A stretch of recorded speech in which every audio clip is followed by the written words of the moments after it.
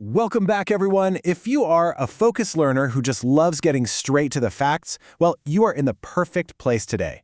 We are going to be breaking down the latest paleontological data, fossil analysis, and even a little bit of cinema history to figure out what these incredible creatures were actually like.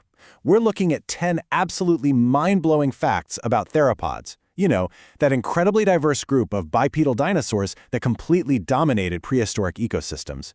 But before we get into the heavy science, I really have to ask you something. What if everything you know about theropods is just wrong? Are you ready to separate Hollywood fiction from fossilized fact? Because let's be honest, when we think of theropods, our minds instantly go straight to the silver screen, right? We picture these highly intelligent, coordinated pack hunters and massive roaring monsters. But what actually happens when we compare those iconic movie monsters to the real fossil record? Let's find out. Section 1. Fact-checking Jurassic Park. Let's dive straight into some of the biggest movie myths out there and see what the data actually tells us. Okay, so fact 1 is going to completely change our picture of a very famous movie villain. Hollywood loves to depict raptors hunting in these highly coordinated, almost military-style wolf packs. But the reality? It looks quite a bit different.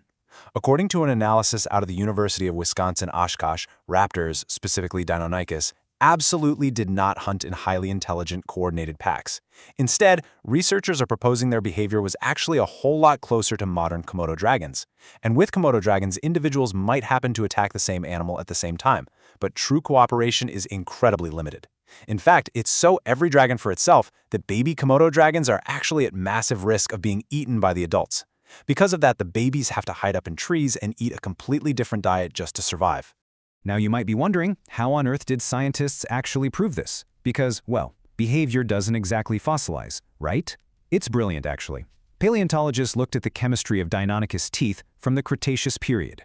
They analyzed stable isotopes of carbon and oxygen in both baby and adult raptor teeth, and the data showed a very distinct transition in their diet as they grew up. The smallest teeth and the largest teeth simply did not have the same average carbon isotope values. This brilliantly illustrates that the young were eating entirely different foods and were definitely not being fed by the adults. Think about it. Animals that hunt in packs, like wolves, generally share their food with their young. So this isotope analysis effectively proves that parent raptors were solitary hunters, pretty much dismantling that whole Jurassic Park pack hunter theory. And speaking of Jurassic Park, fact number 2 is all about what we hear. Legendary sound designer Randy Thom points out that finding great sounds often means placing them in completely unexpected contexts.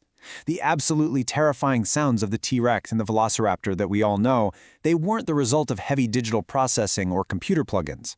According to Academy Award-winning sound designer Gary Rydstrom, the T-Rex roar and those iconic Velociraptor screams were actually these incredibly clever multi-layered audio illusions.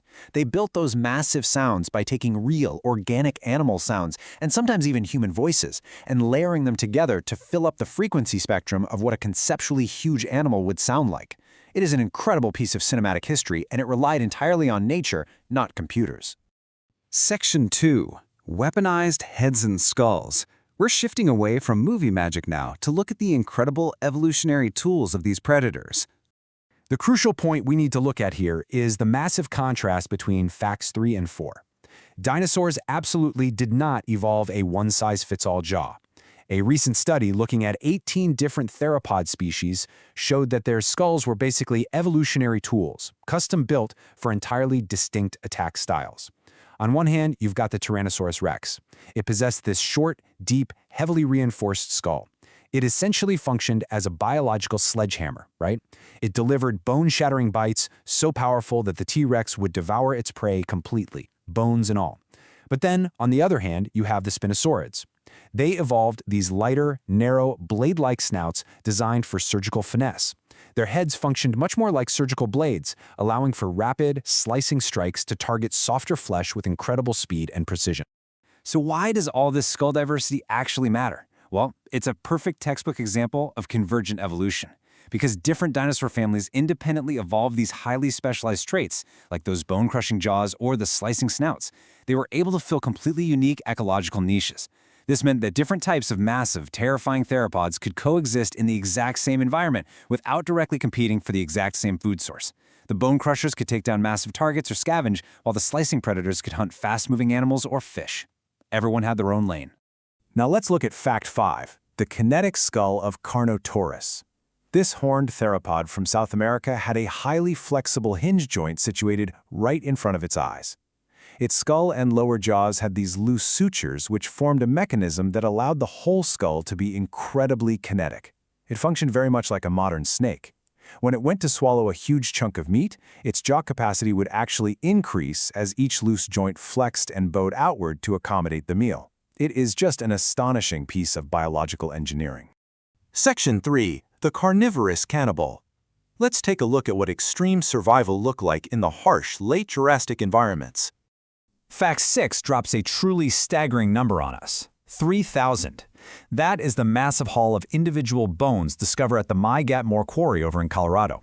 This huge collection of fossils paints a really grim picture of the Jurassic-Morrison Formation. We're talking about a hot, dry area that experienced incredibly severe and prolonged droughts. And among those 3,000 bones, a close analysis revealed something genuinely shocking. Nearly a third of them showed evidence of scavenging. But crucially, 83 of those scavenged bones belonged to the apex predator Allosaurus, and they were covered in bite marks from their own kind. Yes, Allosaurus was a cannibal. During these extreme Jurassic droughts, food became so incredibly scarce that any protein a predator could sink its teeth into was valuable, even if it meant turning on another Allosaurus. It just goes to show that survival in Jurassic North America was utterly desperate and brutal. Which leads us perfectly into Fact 7. Because of its prominence, Allosaurus was famously nicknamed the Lion of the Jurassic in a lot of pop culture documentaries. But the hard data, it shows this nickname is completely wrong. Fact 7 reveals that Allosaurus actually acted a whole lot more like a hyena. Just like hyenas outnumber lions on the African savanna 3-to-1 today, Allosaurus was the most common predator of its time, vastly outnumbering larger carnivores like Torvosaurus. Plus, the evidence of them munching on absolutely everything, from giant sauropods to their own kind, proves they were generalist predators and scavengers. This perfectly aligns with hyena behavior rather than the highly specialized hunting of a lion. Section 4. Built for extreme survival. We have talked about their skulls and their diets, so now let's look at their sheer athletic resilience.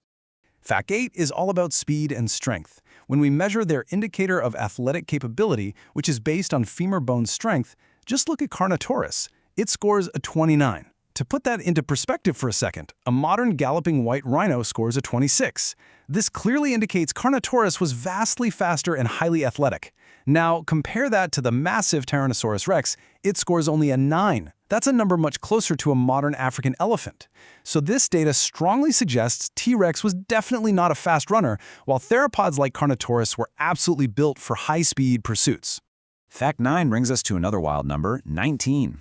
That is the number of severe bone injuries endured by one exceptionally complete Allosaurus specimen famously known as Big Al, who is housed at the Museum of the Rockies. Big Al didn't just have a minor scrape here or there. We're talking massive, serious pathologies on his feet, his ribs, his vertebrae, and a severely swollen middle toe that was caused by new bone just growing right over an existing layer.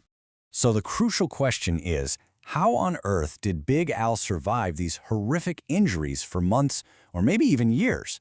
Well, he possessed an advanced, bird-like immune system. Unlike us mammals, where massive infections can very easily go systemic and become fatal, this specialized immune system localized the pathogens. It literally isolated the infections right at the source, like his toe or his ribs, preventing them from spreading throughout his bloodstream and killing him. It's a truly incredible testament to their physical resilience. And finally, Fact 10. Honestly, this one completely blew my mind. We are looking at transatlantic travel in the late Jurassic. Fossils of Allosaurus, along with a few other theropods, are found both in the Midwestern United States and all the way over in Portugal. During this time, the Atlantic Ocean was just in its infancy. Paleontologists theorize that major tectonic events and fluctuating sea levels periodically created temporary land bridges or island chains right across this fledgling ocean. This allowed the Allosaurus to actually walk between North America and Europe, making them among the very last terrestrial organisms to make that transatlantic journey for the next 100 million years. Well, we have covered a ton of ground today. From debunking those pack-hunting raptors and analyzing Hollywood sound design to exploring bone-crushing skulls, deep-time cannibalism, and cross-continental migrations. I want to leave you all with this provocative thought. What other movie monsters might be hiding radically different scientific truths in their bones? The fossil record is constantly rewriting what we think we know.